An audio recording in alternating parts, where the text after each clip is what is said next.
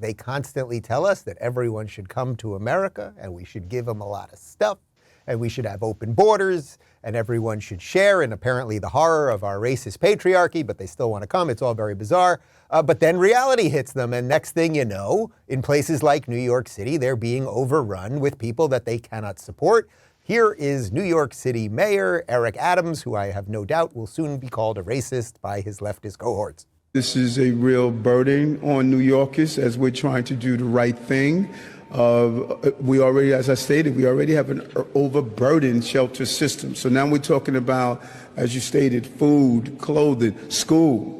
This is going to impact our schools because we do not turn away individuals because they're undocumented. Translation services. There's just a whole host of things that this is going to produce, and that's why we need help in getting this done, and we need the right coordination to make it happen. It's hilarious. It's actually hilarious that these people think if you just let a gajillion people in, you don't check anything, you give them services, that eventually it's not going to collapse the system. It's happening everywhere. Also, the D.C. mayor, we covered it earlier in the week, is dealing with the same thing. Her homeless shelters are being overrun by illegals.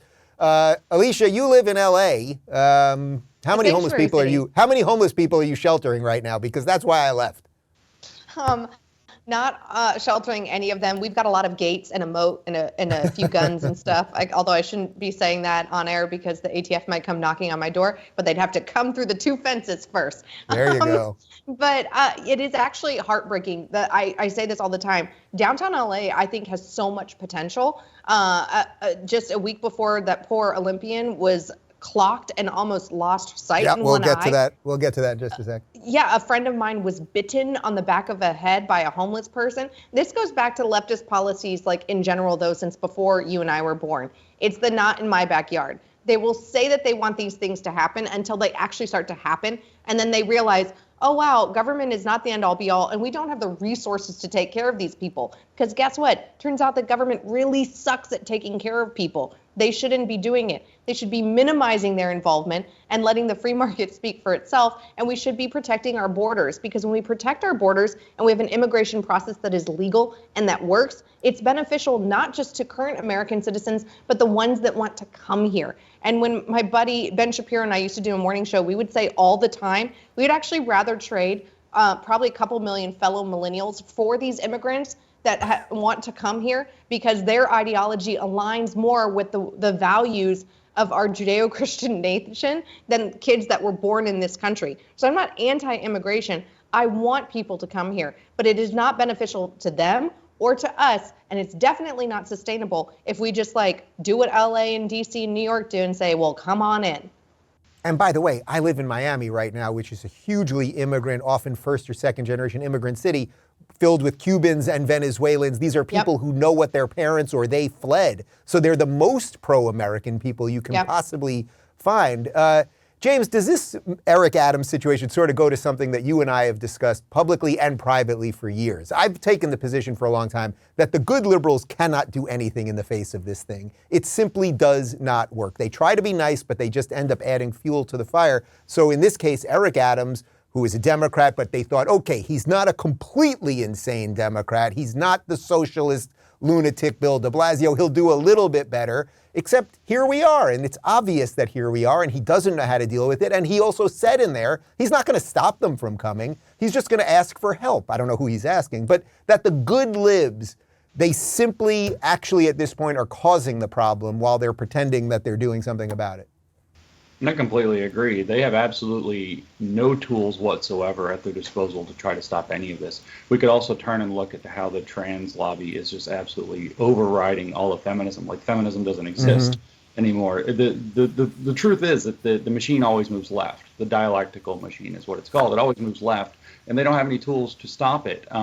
We do have to add a little piece of context that I don't know for sure that it's relevant, but when we look at Eric Adams and we look at what he just said with the immigrants coming in, we will also remember that the courts just decided that immigrants can't vote in New York. And so all of a sudden they're a problem. So what you see is this kind of pie in the sky vision for how they can transform reality to this kind of utopia that doesn't work in reality, that they can't manage. And the good leftists or good lefties or whatever we want to call them, very smart people, they're idiots. They literally have no tools to deal with it. They can't do anything to stop it. And frankly, it's largely because they just frankly don't understand what's happening in the world around them. They have, I tell people a lot of times, if there's a scale of 1 to 10 of how well people understand the political world around them, my typical smart, college-educated, master's degree, left-wing friend is at about a 3 on a good day. They just don't know what's happening in the world around them, so they're useless at best and causing the problem at worst.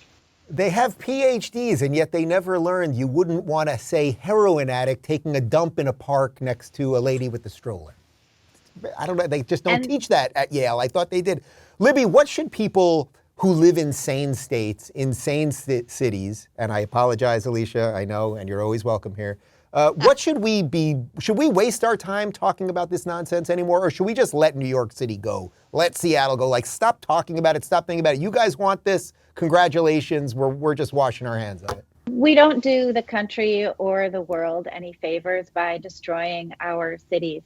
And I think that would be really a shame to just say we're going to let New York City go with all of its great cultural contributions that it's done over the years.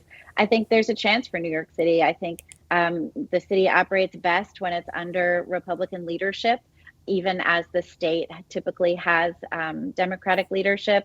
And I think that New Yorkers should be voting conservative. I think that they should be voting for, people who are interested in maintaining New York City instead of watching it run to ruin. Kamala Harris had been tasked with dealing with the root causes of immigration. She has done nothing. Perhaps Eric Adams should take his plea to save New York to her, but certainly mayors across the country should not be held responsible for the Biden administration's total failure to secure the border and to make sure that the people who are being led into this country are not criminals who are here to destroy our country instead of be functioning members of society. And it's really a shame, too, for the Hispanic community, which has done so much for this country and contributed so much, to have people just running across the border completely unchecked when you have so many people who came here legally or who earned citizenship through legal channels. So I think Adams should be perhaps more outspoken than this. He should take his fight directly to the White House. He should tell them to stop destroying New York City and Miami and all of these other great places that so many Americans call home. Right. The problem is we know he's not going to do that. And by the way, you know where this all ends. I mean, right now we've got Florida and Texas busing. I want to tell Adams to do it.